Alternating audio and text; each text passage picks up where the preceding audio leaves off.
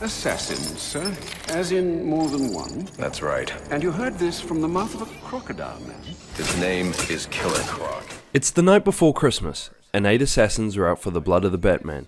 Black Mask has assembled some of the Bat's greatest adversaries for a one-night showdown. This version of the Batman has only been under the cowl for 2 years, and he's a little rough around the edges, but damn is he still the Batman. Black Mask isn't messing around. Slade Wilson, Deathstroke. The story is fairly engrossing, and it has some truly great moments as we see Batman meet his series rivals for the very first time. Newcomer Roger Craig Smith delivers as the voice of a younger, angrier Bruce Wayne. I have to gripe, however, at the use of exposition that comes over pretty thick, particularly at the start of the game. I can drop smoke pellets to conceal my movements. I need to get up and have a danger. You can't shoot what you can't see. Attacking head-on is a good way to get myself shot. Despite the shift to a new developer, the latest addition to the Arkham series retains the heart of what made its predecessors good. Free-flow combat and the classic Predator rooms return, and it's as satisfying as always to nail that perfect combo or take down an unsuspecting enemy. But it feels like Warner Brothers games were so worried about keeping the Batman that fans love that they forgot to add something new. Minor tweaks here and there help mix things up a little bit, but for the most part, it's more of the same. But in some situations, same is good. The fundamentals of Origins are still good fun, but new additions would still be welcome. Although chronologically it might not make a whole bunch of sense, WB Games made a good decision opening up most of Bat's utility belt from the start, so that almost all of the gadgets we've seen in the series are usable from the get-go. Being able to integrate them seamlessly into combat and stealth really makes you feel like you're fighting as the billionaire playboy that you are. Origins expands on the XP system of the old games, giving a grade after each encounter. For hand-to-hand combat, this rating is based on your free flow abilities, as well as the variety of combos and gadgets that are used. When the enemy are armed and stealth is called for, your ability to use gadgets and the environment while staying in the shadow is tested.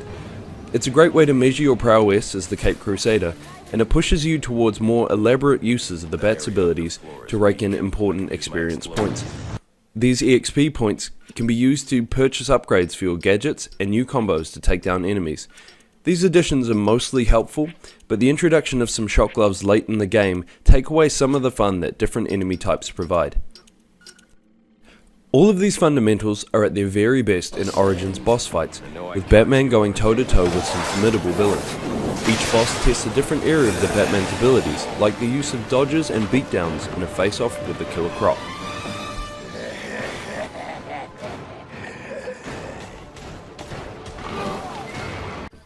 There's also a promising glimpse at the detective side of Batman's persona.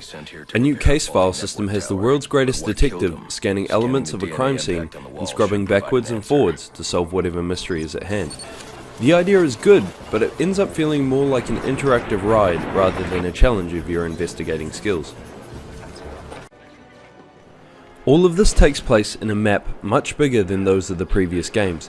Grappling to rooftops and soaring through the city is fun, and there are some cool opportunities to stalk the night, with crimes in progress appearing at random intervals whilst exploring. If the rooftop-to-rooftop travel gets tiresome, however, the Batwing is on hand for quick travel to other parts of the map. However, the Riddler has captured radio towers that first need to be disabled to enter the area. The idea is nice, but some towers can't be unlocked till the later game due to missing gadgets, so the option to fast travel often doesn't become available until you don't need it. The Riddler challenges are back too, with puzzles to solve around the city. He's not the only one who fills the streets though, with a host of minor villains such as Anarchy and the Bird, providing a few extra hours play in the form of some mostly fun side quests. Unfortunately, all these add-ons don't stop the city feeling like it's just a hub world for the real action that takes place in iconic locations like Gotham City Bank and the Penguin ship The Final Offer. The streets are just too empty. Other than the goons that wait around for no apparent reason, the people of Gotham are absent. There are a few collectibles in the form of Anarchy symbols and Enigma's relay network, but these feel fetch questy, and beyond that, there's not a whole lot to see.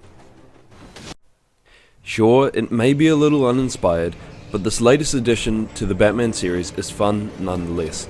It's no groundbreaker, but it's well worth the play, especially if you enjoyed the former titles in the series. I give Batman Arkham Origins a 7 out of 10.